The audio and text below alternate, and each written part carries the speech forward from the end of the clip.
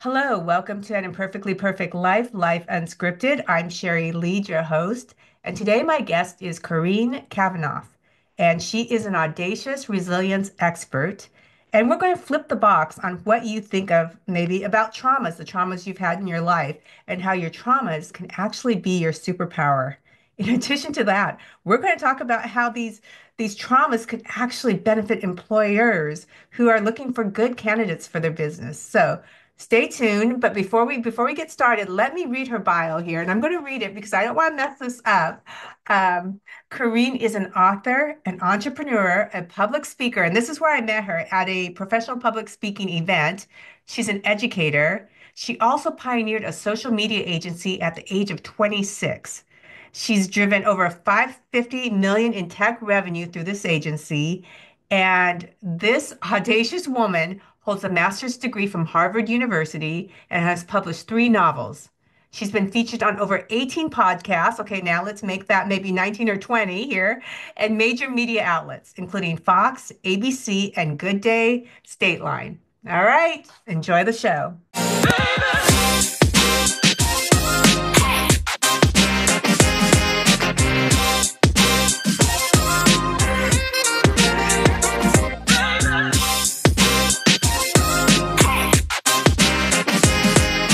Hi, Sherry. Thanks for having me. And I'm really excited to talk to you. We recently met at an event. We did. You were a public speaker up there, and I was in the audience this time. But it was just so lovely hearing your story about Table 51 and Flip the Box. I mean, we really kind of resonated, honestly. Your message resonated with me. And now here we are, two people on your podcast. Yes, and you were in the audience because this was a National Speaker Association local chapter event, and you are a public speaker. Correct, correct. It's one of the many hats I wear. It helps me get the message out there to a lot of people. And so tell me about that. Tell me a little bit. You said one of the many hats, and I know one of the hats is a mom. You have three really young kids, Yeah. and what are the other hats that you're wearing right now, and your message that you want to get Oh, across? thanks. Yeah, I'm an author, so I just published three books. It's a series of fun fiction novels with sort of a deep embedded message about audacity and the power of really going for it in life. And so now, since those books have launched, I'm actually researching and speaking on resilience in leadership and also how to make motherhood your leadership superpower. So those are my two Mhm. frames I'm really going for. And my, is it an inspiring time of life? I mean, the deeper I get into research, the more I'm just amazed that there are all these correlations and connections between leadership and resilience. And you gave me some background when you sent over because we talked kind of very casually during lunch, in between chips and guacamole, I think. And Yeah. so I had a very small window into what you did, and then you sent me your background, and you call this audacious resilience. Am I correct? Yes, I ultimately I want people to be unleashed and have audacity in their life and use their experiences, whether they were positive or negative, to really build resilience in an audacious way. And I love that word because you don't hear that word that much. So, what is your definition of audacious? I think being audacious is being the epitome of bold, really feeling what you should do, knowing what you should do, and doing it without hesitation and just throwing caution to the wind. I think, I think that we hold ourselves back quite often. Whether it's, thoughts like limiting beliefs or it's wanting to be taken seriously or wanting to be, taken as professional, we hold ourselves back and we just shouldn't do that. We should really unleash ourselves. Yeah, I love this, and it fits so it's so perfect to what I'm talking about this season and to my personal life because the catalyst for this podcast was my divorce, ending a 27-year marriage. And so I started this in December 2023, the podcast, because that's what speakers do, right? They go through something, they start a podcast. And so I started this podcast because I thought, okay, I'm going through this whole reinvention and there's no time like the present while I'm going through this to share it so someone else, dissolving a marriage, starting anew, would have somebody to walk with. Yes. And I'm now in the point where the divorce is finalized, but I'm flipping the box on everything. And so this season, I'm just looking for homes, and there's two cities that I'm focused on. I'm possibly moving from my home state. And so this season, I'm really talking about, my process through this, creating community out of nothing. Mhm. I don't have family other than my children because I'm an only child and my parents are gone. Me too. So, I'm oh, I'm an really? only child too. I didn't know that, Sherry. Wow. Okay. And then there's something about this that's really interesting because we kind of have to do it on our own from a young age, especially, given, and I'm going to ask you to give a little bit of your backstory, what got you to this point. Um, but this is so perfect because one, for me personally, talking about resilience, and sometimes I just feel like, gosh, I got this in the bag. And other times I am scared out of my mind of what's coming next. So what brought, you mentioned you're an only child. What brought you to this point where you feel so passionate about sharing the idea of resilience and teaching it? Yeah, so I feel like from a young age, I felt like I was a little different. Like maybe I was wired a little bit differently. And I don't think I understood the full the full breadth of that until I became an adult, right? You're kind of going through life and you're going, "Oh, well, I'm behaving differently. I'm acting differently." And then, I just had a milestone birthday, we won't say what, and I started Your thinking about milestone is earlier than my milestone, so your milestone probably feels like a stepping stone to me. Yeah, yeah, so I started thinking about my past and what makes me me, and why I have felt like I've needed to hide. You get to a certain age and Mhm, you're just like, "Forget it. I'm not mhm, hiding anymore." So I started to analyze this, and what I realized is that I didn't want to know about my past, people to know about my past and the trauma and my struggles as a child. Um, my mom was diagnosed bipolar as a mhm. child, and then When you were a child. when she was a Oh, child, when she was a child, and she okay. was refused medication, and then when I was a kid, she refused medication, and then when I was a kid, she had actually hidden it from my stepdad. So she was struggling with mental illness, and she went in a mental institution a couple of times, and I was a child, and I didn't know what was going on, and my stepdad didn't know what was going on either because we didn't know about this diagnosis from when she was a kid. And so needless to say, when you're dealing with that in your life as a child, you learn some things about yourself pretty early. Mhm. And whether it's hyper responsibility, sort of leadership skills that do eventually translate to the business world, which is what I'm really fascinated with, that correlation. Oh, But interesting. but yeah, I mean I think anybody now, what I'm coming to understand is anybody who's dealt with a lot of trauma in their Mhm. life, they have grown from it, right? It Yeah. makes them stronger in certain demonstrable ways. And so Mhm. when I start to think about why I'm wired a little bit differently, I start to see these correlations. And now I just want to tell everyone because whatever you went through or going through, or let's say you have a divorce or whatever, so you lose someone close to you Mhm. in the next couple of years, whatever you're dealing with, you can actually transition it into an advantage. And it is very powerful because it's building your resilience as a person. Yes, I just read a quote yesterday that said something to the effect of, "If you're going to embrace this horizon that you want, your horizon, you have to also embrace the journey to get there. And that's what I was thinking of as you were speaking. Um, it's really interesting when you talk about being wired differently. So I share a lot of times that when I found out the word weird, the root of it is weird, WYRD, and it means fate or destiny. Mm, So when we embrace our weird, we're embracing our fate and our destiny. And you think of the leaders that we respect, or even the celebrities that are popular. There's something weird about them. They're different, and that's why they stand out. mm, And so I love as you talk about, feeling like you're wired differently or something's different, and just leaning into that. And this is becoming your superpower, because that, if you go along those lines of weird, wired differently means destiny or fate, wow. WYRD, it makes Wow. sense.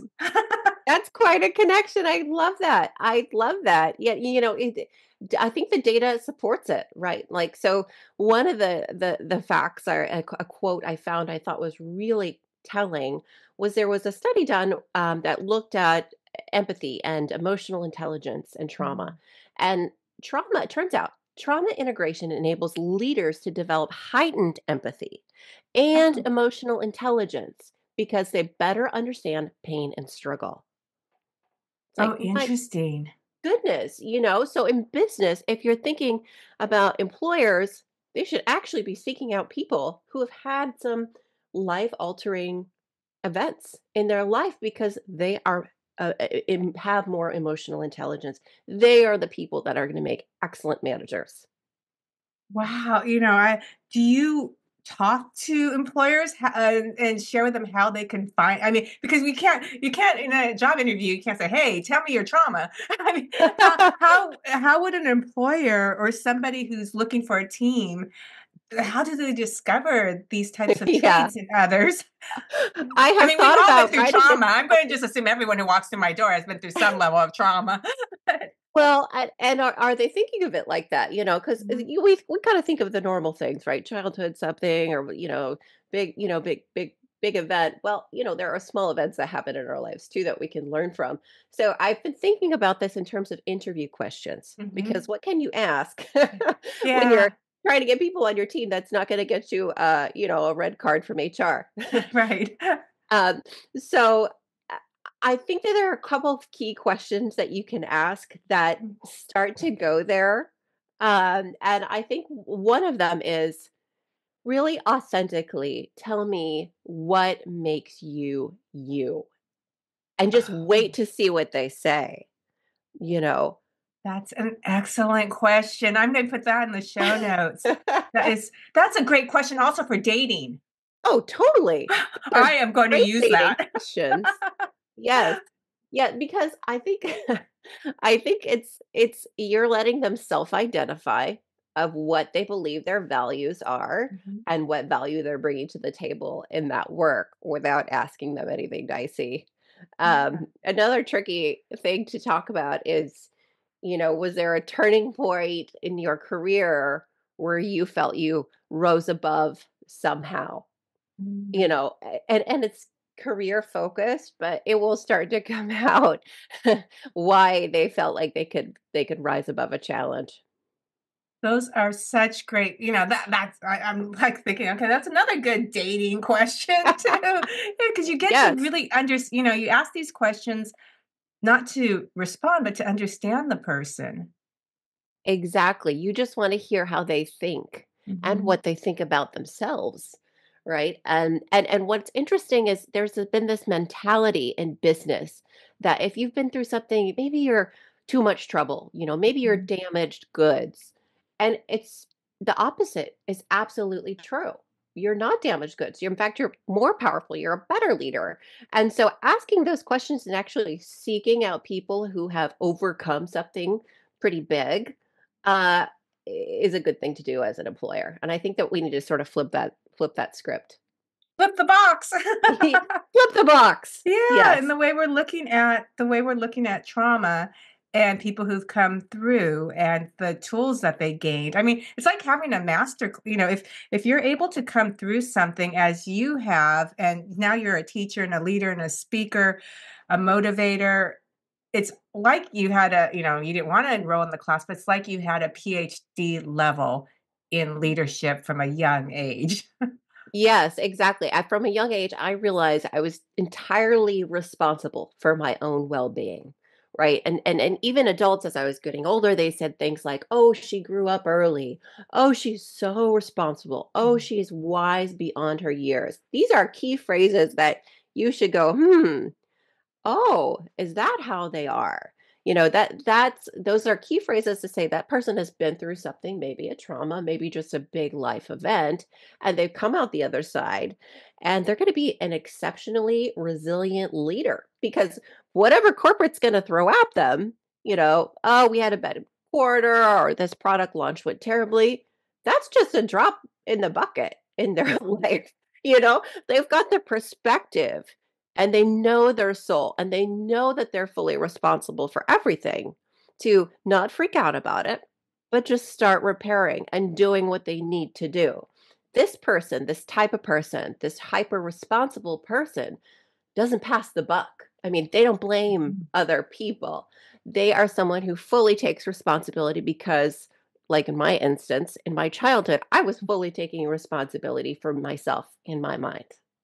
Yes, that makes so much sense because if you're going to progress, you have to. Sorry, it looks like I'm in an earthquake here, but it's a brown chocolate Labrador dog that keeps hitting my desk. So there's no Oh, it's earthquake going coming. on over here.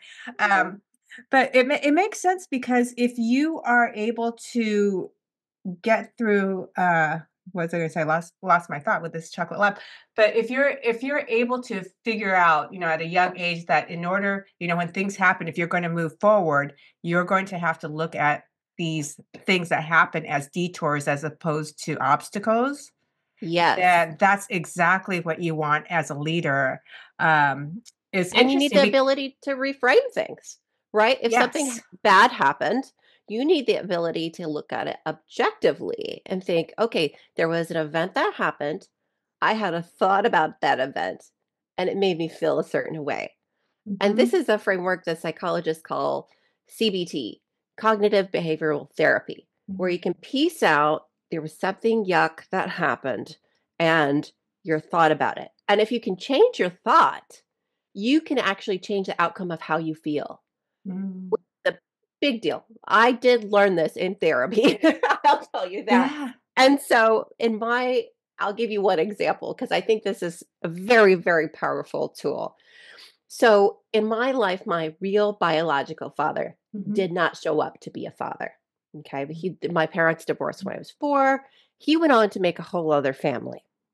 So you can imagine I probably had some spin in my head Mhm. about this. And so what I was telling myself, I realized was he didn't want me.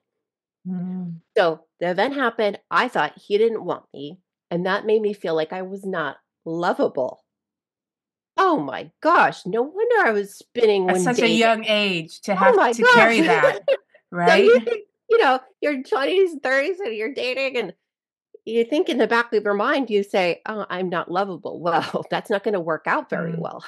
yeah. So, in the exercise, I replaced the thought with instead of saying, "He didn't want me," I replaced the thought with, "He was not ready," which Mhm. is probably closer to the truth because they were very young, right? Yes. He was not ready, and it's something that I could believe, Mhm. and once I reframed that, then I became lovable because it wasn't about me, And people right? probably respond. You probably notice the response. I mean, you Yeah, attract what you put out there. I really believe it, and what you're looking for, you're gonna find. And if you believe that exactly, you're not lovable, you're gonna find people that aren't gonna love you. exactly, exactly. So that was a big learning for me, just one of my little tools I've picked up along the way. CBT is a great reframe, but you think about this in leadership, right? You think Mhm. about the people who have experienced something and then gone through the work, like the really hard work of dicing out their thoughts, analyzing it, and reframing to make them a more successful person. Oh my gosh, those are exactly the managers you want. Those are the leaders you want because these are the people who, if you bring them a solution that they Mhm. weren't thinking of, they're actually open-minded to hearing about it, right? Yeah. They're not so stuck in their thought pattern that they're just going to shut you down. So I think this is a really big skill, having the ability to analyze your thoughts and change your mind. That makes terrific leaders. This is so interesting because as you're speaking, and you're talking about this trauma that people experience, and it's able to make them better leaders if they learn from this trauma. I'm thinking of this meeting I was recently in for a board that I sit on, a nonprofit, and because of all the different changes in policies that have come down that are sweeping the nation, there's like, okay, what do we do? And there are all these thought process comments, and I made the comment that, when I always think of, if okay, something bad happens or something, perceived negative, I always think, okay, what are the options here? There must be an opportunity here for Yeah. us. And it was just naturally where my mind went. And as you know, there's some trauma in my life, but it's naturally where my mind went. And what surprised me is I was told I was put on this committee, part of a board, because I think very differently. Yes. And it's interesting because as you talk and we're listening, you could listen, go, oh, of course, you're going to, but it's not natural for a lot of people to be faced with something and go, okay, this must mean that I'm supposed to be redirected and there's opportunity here. What's the opportunity? Yeah, and the time it takes you to go from crisis to flipping to opportunity Hmm. is super short Hmm. because you just have practice doing it. Well, what is there to do? I'm not going to wallow. I'm just going to go right over. It's a waste of my life to do anything. If I was to wallow about every little thing, I would never get out of bed, you know? Yeah. Yeah. So just the ability to go, "Oh, that's a problem. Flip directions into opportunity. How do we use this?" Is a huge neural pathway, which people who have been through things, they've run that pathway many, many, many times. Yeah, it's a well-worn path. So when you speak to organizations, businesses, associations, I imagine, is that typically your audience? Yeah, I'll do corporate events. Mm, So, if they want a keynote, I love to do that. I also do a shorter TED style talk. And mhm, then for small groups, we'll kind of have a Q&A, kind of a little bit like this, where we'll just mhm. talk through ideas and people will share realizations. Wow, I would imagine this is so helpful to reframe. I could just see all these business leaders thinking, wow, one, the questions you gave are excellent for interview questions, but just even looking at their employees in a different light will Absolutely. empower people. Like, you mentioned when we started that you didn't want people to know your history. But Yes. then if you have employers that are like, oh my goodness, this history is really interesting, it empowers their employees to become more engaged. I imagine that it can flow to more employee retention because they feel engaged, Absolutely. heard, valued. And then it gets to profitability, which we all want in our businesses. Yes, yes, and they're showing up as their full self, right? They're not hiding at work when they can see that whatever they're dealing with, and we're all dealing with stuff, is valued. It creates a better relationship with their boss. It creates a better loyalty, retention. Um, another topic I talk about is motherhood and Oh leadership. We yeah. see so Yeah. many mothers stepping back and I've created this framework for them to be able to step forward and to realize, "Oh, I've got all this practice or have all this potential to practice really quality leadership skills both at home and at work now that my time is gone." Mhm. And so I think that, in the setting of either public speaking or corporate events or small groups, it's really just realizing that there's more there than you ever thought that you could value. And there's more there that you can give of yourself and think of yourself instead of sort of dwelling or hiding in the fact that you went through something. This is excellent. And for this podcast specifically, a lot of people who are following are because they divorce is a big emphasis of why people tuned into me or why they are tuning in and starting over and relationships. And so just even for myself, who's going to uproot and move to another state soon, I think of it when I reframe this. I like, oh, I'm audaciously resilient. But when You I are. think about when I think about okay, whatever trauma this piece of my life is, and divorce, especially divorce ending relationships in general are traumatic. I mean, there's different levels, but for a lot of people, I'm in my 50s, to go from being married in your 20s to divorcing and starting all over in your 50s. That's freaking traumatic. That's a very hard transition. Yeah, And, identity even wise and everything, yeah, divorce or financially. even in later life, right? Your Mhm. third chapter, you could say. Yes. You're transitioning out of the work cycle. Oh my Mhm. goodness, all of that is really hard. Yeah, So all of it. Yeah, especially the way it's depending on what's going on around you. And but if you think of this as, hey, this is just my setup right here, my setup for my comeback, right? exactly. Is what the trauma is, and it's going to make me a more resilient leader. And for women who or men who were not the breadwinner, they think of, when you frame what they led at home as being Mhm. parents. Yes. And if they have to go into the workplace after that, they are already leaders coming from a home environment. They are, right? There's this feeling of maybe I should retreat, maybe I can't do everything on so that is an opportunity to delegate, right? Mm, At home and at work and to start showing up as a leader that way too.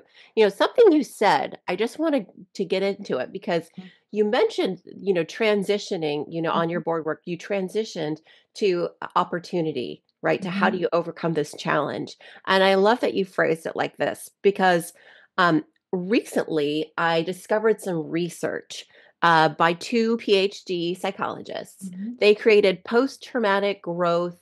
um, a post traumatic growth theory and also application questions. Oh, So these are questions that you can ask yourself to take you from trauma or a negative event to growth. And there are 2 questions I really love, and mm, it's funny that you said it just like that because it's almost identical to these questions. oh, So, the first question is, "What did this challenge teach me about my capabilities?" And the second what did this challenge teach me about my yes, capabilities? Okay. yes. And the second question is, "What relationships grew stronger because of this?" So, Oh, let's think about your divorce, okay? yeah, yeah, yeah. So, what did this challenge teach me about my capabilities? Probably a whole lot in the Mhm. realm of what do I want out of a partner? What do I not Yes. want out of a partner? How do I run my life by myself? There's a Mhm. lot of learnings there, Oh, there right? is. I know myself better than I have before. I mean, it's kind of been the hardest 2 years, but the best 2 years also. Exactly, because you have added to your capabilities. You've learned. And Mhm, then the second question, what relationships grew stronger than this? I think you shared with me, you've got a real good pack of girlfriends now mhm. and just Yeah, close friends that you might consider like your ride or die. yeah. And you can really see clearly, oh, these are the relationships that thrived, Mhm. and these are relationships that maybe are sunsetting, and what's growing stronger, and think about what I want in life. So I just Yes. love that you used almost that exact framework question because it's demonstrated, it's proven. Like this is how Mhm. you move out of trauma into audacious resilience. Oh, that's perfect. That's the perfect ending of our conversation, and I could talk to you forever, but I'll have people find you. What's the Yeah, best way? yeah. I will put your contact in the show notes, but what's the easiest way for someone to find you? Oh, probably Instagram. So it's my first name, Corinne, Corinne _Cava, Cava. Find me on Instagram and everything's there. Okay, perfect. Well, thank you so much for spending time with me, and I look forward to getting together with you in person, especially before I leave the state. Oh, absolutely. Thank you so much, Sherry. Okay, take care. And that's a wrap. Okay, join me next week. I'm going to share with you little excerpts from my first house search. I'm actually traveling to two different cities. The cities I've narrowed it down to where I'm moving to out of state from my home state. Um, and I'm going to share with you the process and what I decided I would look for and the scariness of it, the idea of being a homeowner for the first time by myself. I've owned three other homes, but they were during my marriage. And so this is the first time I'm going out on my own, looking for a home, really thinking about how I could finance it on my own. Thinking about where my kids, they're adults and they don't live with me, but I want them to have a place to land. Also, my two big dogs. So I will share with you my experience of looking for all this. And who knows what happens. Maybe I go out and look and I decide, oh my goodness, this is too scary. I can't do it right now. Or maybe it makes me so excited that I just absolutely cannot wait to move. So stay tuned for that. I want to see how that turns out as well. So that'll be next week.